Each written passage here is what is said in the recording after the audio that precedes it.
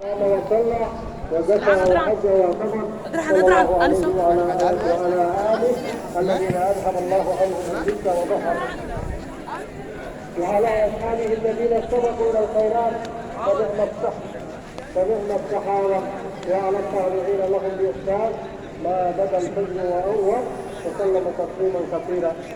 الله أكبر الله أكبر، لا إله إلا الله الله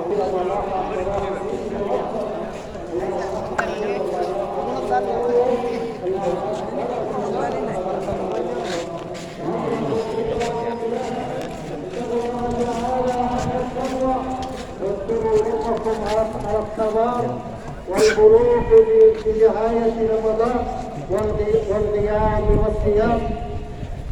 واسألوا ربكم الغنوم وتعوذوا بالله من الغيبة والحرمان، واعرفوا نعمته عليكم بهذا العيد السعيد، فإنه اليوم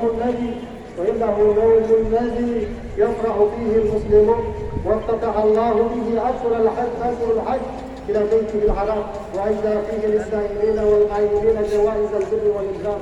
عيد تمتلئ القلوب فيه فرحة وسرور، ويزداد المسلمين فيها من الخيرات والبركات.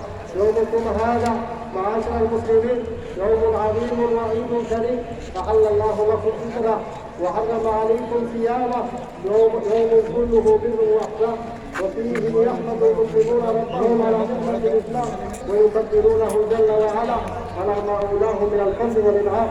وهو يوم الجوائز، يوم يرجع فيه أقوام من المصلى ومن خرجوا من البيوت كيوم ولدت أمهم.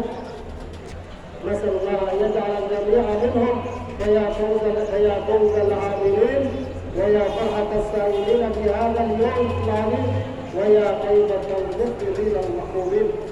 الله أكبر الله أكبر، لا إله إلا الله والله أكبر، الله أكبر ولله الحمد. أيها المسلمون، العيد تعبير صادق عن انتماء الأمة لدينها.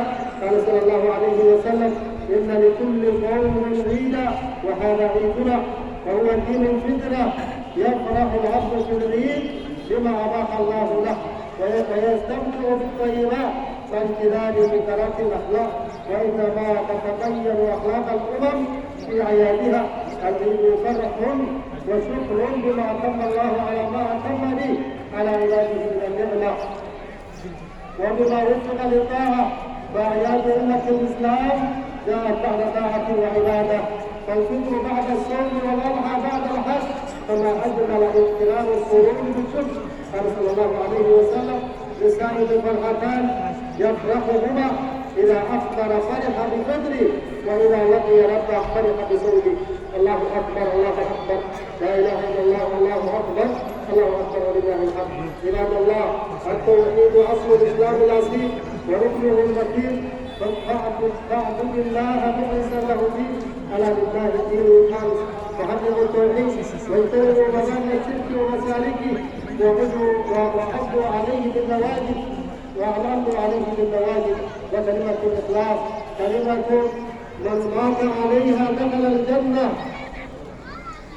يقول صلى الله عليه وسلم عليه: من كان آخر كلامه لا إله إلا الله دخل الجنة. واعلموا بمقتضاها وكملوا توحيدكم بطاعة نبيكم صلى الله عليه وسلم واتباعه، وإنتم في غير تهتدوا.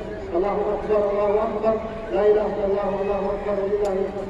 معاشر المؤمنين، أوصيكم ونفسي بوصية الرسول صلى الله عليه وسلم التي قالها عند موته: الصلاة وما ملكت أيمانكم، والصلاة عمود الدين وثاني أركانه وآخر ما يبقى منه، وناهية عن الفحشاء والمنكر، ولا حظ في الإسلام لمن تركها، وأحذركم من تركها والتهاون بها، فهي الفيصل بين الرجل والكفر. ومن ذا الذي يهون عليه نفسه يهون عليه نفسه ويرضى أن تلقى في سفر؟ قال تعالى: وويل للمصلين الذين هم عن صلاتهم ساهون. عباد الله، تعاونوا على البر والتقوى، ولا تعاونوا على الاثم والعدوان، واعتصموا بحبل الله جميعا ولا تفرقوا، واذكروا نعمة الله عليكم إن كنتم أعداء فألف بين قلوبكم فأصبحتم بنعمته إخوانا.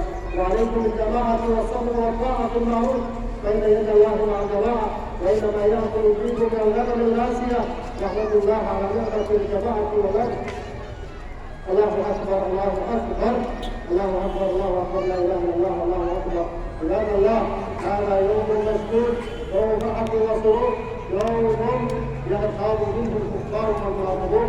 يقول عباد الله إخوانا يقول الله تبارك وتعالى ومن يعظم شعائر الله فإنها من تقوى القلوب.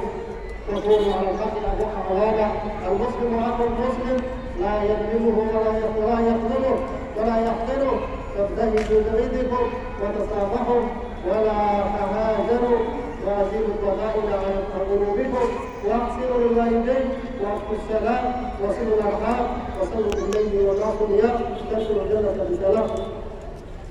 تناصحوا وتواصوا بالحق والصبر واعتمروا بالمعروف وتناهوا عن المنكر فيما بينكم واجتنبوا قول الزور وشهاده الزور واتقوا